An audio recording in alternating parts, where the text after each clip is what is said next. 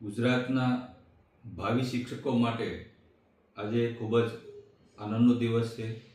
છેલ્લા 15 વર્ષથી ચિત્ર અને સંગીતના શિક્ષકોની કાયમી ભરતી થવાની માંગ સતત સરકાર દ્વારા કરવામાં આવી રહી હતી અને વ્યાયામના શિક્ષકોની પણ એક માંગ હતી કે ભાઈ અમને અમારી કાયમી ઉચ્ચતર માધ્યમિકમાં કાયમી સીધી ભરતી કરવામાં આવે. ગાંધીનગર ખાતે અનેક આના આંદોલન પણ થયા. પોલીસ અને ભાવિ શિક્ષકો વચ્ચે અનેક ઘર્ષણો પણ તમે જોયા હશે. છેલ્લા ઘણા સમયથી ભાવિ શિક્ષકો દ્વારા વારંવાર સરકારમાં રજૂઆત પણ કરવામાં આવી અને આ આંદોલનમાં ધારાસભ્ય તરીકે મારું પૂરું સમર્થન મેં જાહેર કર્યું હતું અને હું પણ આ આંદોલનમાં જોડાણો હતો.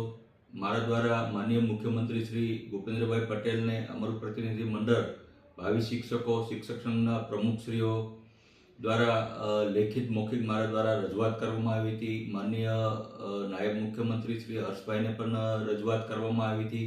શિક્ષણ મંત્રીને પણ રજૂઆત કરવામાં આવી હતી અને આજે માનનીય મુખ્યમંત્રી શ્રીના આદેશ અનુસાર કમિશનર શાળાના દ્વારા આજે મને એક પત્ર આપવામાં આવ્યો છે, જેમાં હવે પછી શારીરિક શિક્ષણના ભાવિ શિક્ષકો, ચિત્રના શિક્ષકો, સંગીતના શિક્ષકો માટે માધ્યમિક અને ઉચ્ચતર માધ્યમિકમાં કાયમી અને સીધી ભરતી કરવામાં આવશે, જેનો પરિપત્ર મને આપવામાં આવ્યો છે. એટલે મારા ભાવિ શિક્ષકો માટે આજનો દિવસ ખૂબ જ ખુશીનો દિવસ છે કે સતત 15 વર્ષની લડાઈનો આજે અંત આવશે અને હું પણ આ તકે માનનીય મુખ્યમંત્રી શ્રીનો ભૂપેન્દ્રભાઈ પટેલનો આ તકે હજારો ભાવિ શિક્ષકો વતી એમનો હૃદયપૂર્વક આભાર માનું છું.